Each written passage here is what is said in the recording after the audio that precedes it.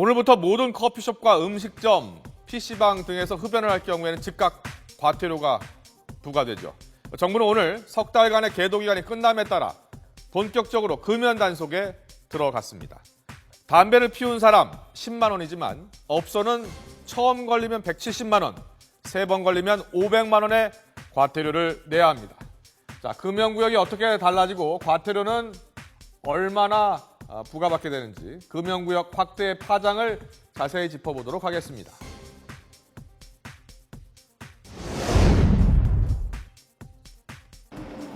금연구역은 지난 2012년 말 150제곱미터 이상의 업소에만 적용을 했다가 지난해 100제곱미터 이상으로 확대를 했고 올해부터는 모든 음식점으로 확대했습니다. 보건복지부는 지난 1월 금연구역을 면적에 관계없이 모든 음식점으로 확대하고 석 달간의 계도 기간을 거쳐서 시행하겠다고 밝혔는데요. 연초에는 계도와 단속을 병행했지만 오늘부터는 계도 없이 단속을 엄격히 적용하겠다고 밝혔습니다.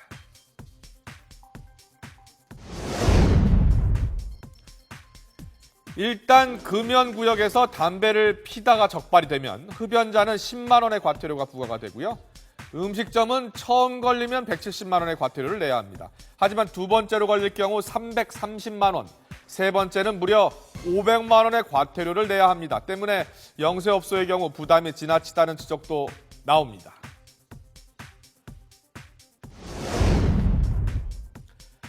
서울시 의회는 금연구역 장소를 버스 정류장뿐 아니라 유동인구가 많은 지하철역 출입구 근처까지 확대하는 방안을 추진하고 있습니다. 간접 흡연을 막기 위한 서울시 조례안을 개정해서 지하철역 출입구부터 10m 이내를 금연구역으로 지정하겠다는 겁니다. 이번 조례안이 통과되면 서울에서는 청계천과 광화문, 버스 정류소, 지하철역 입구까지 모두 2,000여 곳으로 늘어납니다.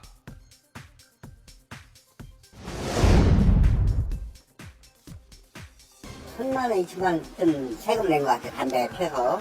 근데 피지 말라는 게 아니라 필 수 있는 데를 정해줬으면 좋겠어.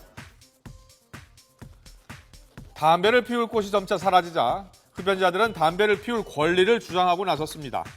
간접 흡연의 피해를 막는다는 데는 동의하지만 최소한의 흡연권도 묵살하는 것은 지나치다는 주장입니다. 문제는 담배를 피울 곳이 부족해지자 길거리에서 담배를 피우는 사람들이 늘어나고 있고 비흡연자들의 고통도 함께 커지고 있다는 겁니다. 때문에 금연구역 안에 반드시 흡연시설을 설치하도록 하는 국민건강증진법 개정안까지 발의된 상황입니다.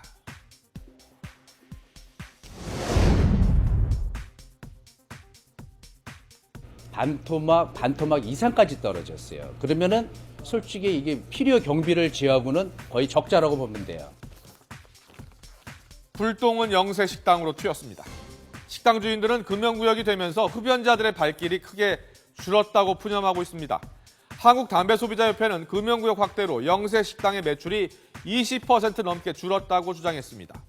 결국 흡연자 단체와 소규모 음식점 업주들이 모든 음식점을 금연구역으로 지정한 것이 위헌이라며 헌법 소원을 제기했습니다. 음식점 업주들의 의견을 들어보지 않은 채 일방적으로 금연을 시행하기보다는 흡연식당과 금연식당으로 나눠 운영하는 등 업주들에게 자율권을 주는 방식으로 음식점 금연구역 시행이 가야 된다고 저희는 생각합니다. 아울러 재산권 또한 침해하고 흡연은 개인의 권리이기도 합니다만 담배 연기로 타인의 건강까지 해칠 수 있기 때문에 흡연구역을 확대하는 것은 어쩌면 당연한 일일 겁니다. 세계적인 추세이기도 합니다. 하지만 미국과 일본의 경우에는 공공장소 흡연을 막는 대신에 공공장소에 반드시 흡연 공간을 설치하도록 해서 흡연자들의 권리도 보장해주고 있습니다. 결국 흡연자와 비흡연자 모두 윈윈하는 전략인 겁니다. 국회에서 관련법이 지금 논의되고 있다고 하니 그 처리 과정을 좀 더 지켜봐야 하겠습니다.